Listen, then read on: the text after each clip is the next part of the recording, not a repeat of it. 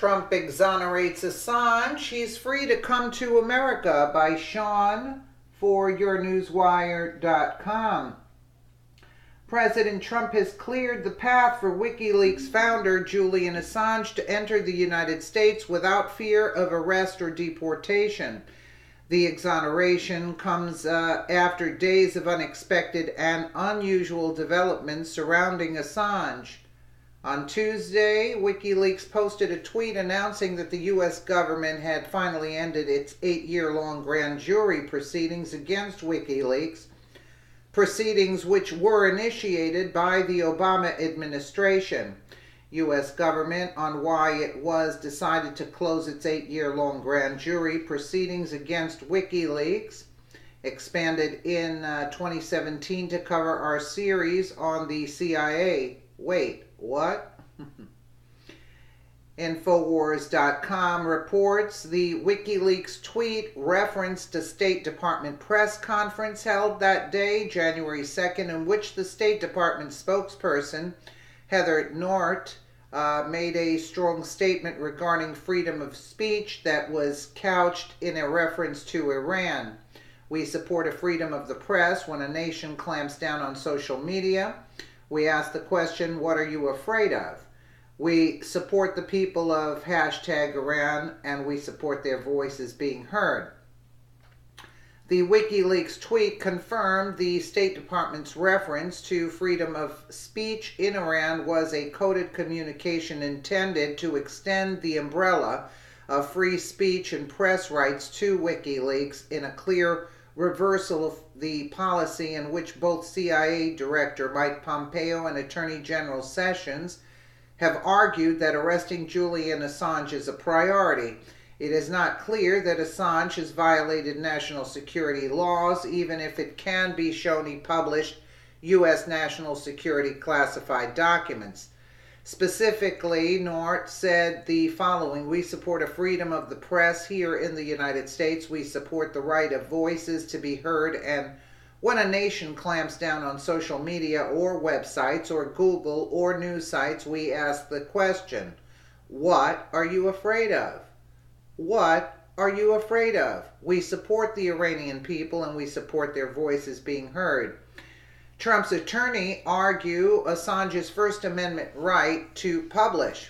In a motion filed with the U.S. District Court for the District of Columbia on December 29, 2017, in the case Roy Cockrum versus Donald J. Trump for president, Trump's attorney argued that Julian Assange had a right under the First Amendment to publish the DNC and Podesta emails, even if the emails were stolen.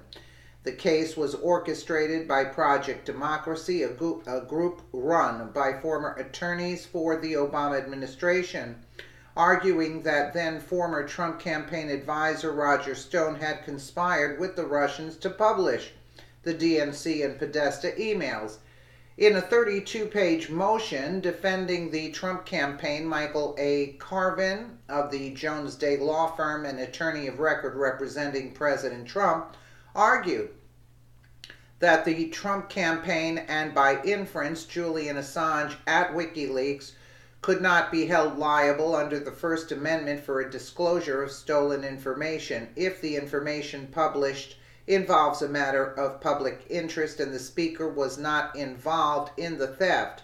In making the argument, Trump's attorneys relied upon Bartinki versus Vopper, 532 U.S. 5104, 2001, a labor union case in which the Supreme Court ruled a radio station had the right to broadcast a stolen tape of a phone call between the chief union negotiator for a Pennsylvania high school and the chief union negotiator together with the union president. Technically, Assange has not yet been indicted of any criminal offense in the United States, nor is it clear if he committed any crime. Under the Supreme Court decisions, New York Times versus Sullivan, 376 U.S. 254, 1964, and the Pentagon Papers case, New York Times versus U.S. 403 U.S. 713, 1971, A journalist is allowed to accept and publish classified documents provided by other sources. While Roger Stone's case is still pending in the District of Columbia District Court, the opinion submitted by President Trump's attorneys can be seen to have established the basis for pardoning Assange as a precondition of allowing Assange to leave the Ecuadorian embassy in London without U.S. federal authorities seeking to arrest him. Sweden drops charges against Assange. In May of 2017, the government of Sweden dropped the rape case against Assange, ending the 4-year-long attempt by the Swedish government to arrest Assange via a European arrest warrant. A recent decision by a United Kingdom tribunal also appears to have vitiated the arrest warrant issued by a British court in 2012 after Assange violated his bail conditions to take refuge in the Ecuadorian embassy. On December 29, 2017, Assange posted a tweet that referenced an article published by The Guardian on December 14, citing a United Kingdom tribunal that declared WikiLeaks to be a media organization and a free speech advocate, designations that could carry a legal importance in placing Assange under free speech protections both in the UK and the United States. Will President Trump pardon Assange? A QAnon post on the Internet Bulletin Board 8chan on Christmas Day and a series of messages posted on Twitter by Julian Assange on New Year's Day appear to deliver a coordinated message that an extradition for Assange from his sanctuary in Ecuadorian embassy in London is imminent. While interpreting posts intended to be cryptic is not a science, those following QAnon understand QAnon has forecast several important developments in code in an effort to mobilize internet-aware Trump loyalists. Ultimately, the question QAnon is raising is this: will President Trump pardon Assange? The QAnon Christmas Day post reads as follows. On January 1st, 2018, Infowars.com posted on Scribd.com a decoding of his cryptic QAnon Christmas Day post. Using gematria, the numbers 10 through 9 are translated into the letters JA, the initial of Julian Assange, with J being the 10th letter of the alphabet and A being the first. The operational window for Assange's extraction from the Ecuadorian embassy in London is signaled to be later this week, January 5th through 6th, 2018.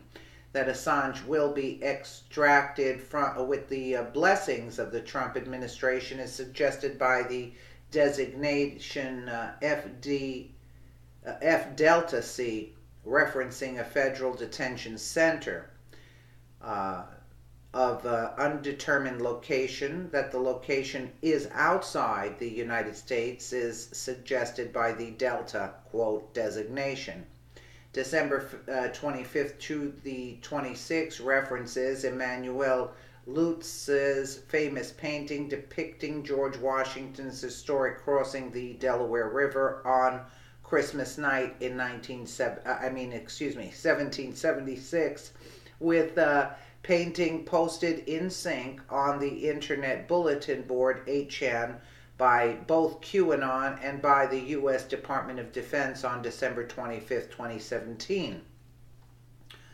With the possibility Assange might return to the United States, the storm, quote, QAnon has been predicting appears ready to begin.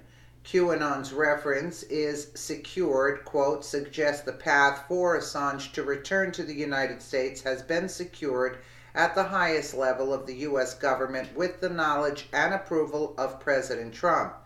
QAnon's reference to floor is yours, quote, suggests this is Assange's opportunity to drop key files on Hillary Clinton's 2016 presidential campaign and the hoax of Russian collusion developed by the CIA director John Brennan and propagated to the mainstream media with the assistance of Google's Eric Schmidt. The comment Twitter FW quote suggests Twitter will be used by Assange to communicate with the public as the extradition mission goes forward. The additional comment Twitter Kill Rogue suggests Assange will post key information on the Twitter account at Kill Rogue. Finally, the notation conf white suggests Assange's initial destination of Switzerland has been confirmed. Switzerland's national flag is a white cross, so white against a red background. On New Year's Eve, Julian Assange posted on Twitter a cryptic string of numbers that appears to be a dead man's switch, quote, linking possibly to a new cache of WikiLeaks documents Assange's associates would post should Assange be arrested. Assange's New Year's Eve post also embedded a video of the song Paper Planes by singer Maya that linked to YouTube. Again, in what appears to have been a synchronized post, Kill Rogue retweeted retweeted Assange's New Year's Day post and asked, "What words do you hear in the song?" The second line of the lyrics in the song reads, "If you catch me at the border, I got visas in my name." Yeah, I remember that. So that means he's going. Okay, isn't that something? You know, you have to be sort of a genius to make this out. But again, it seems like things are moving along for Julian Assange, and he's going to make some very interesting dumps in the future. Let me know what you guys think in the comments below. And again, thank you so much for watching.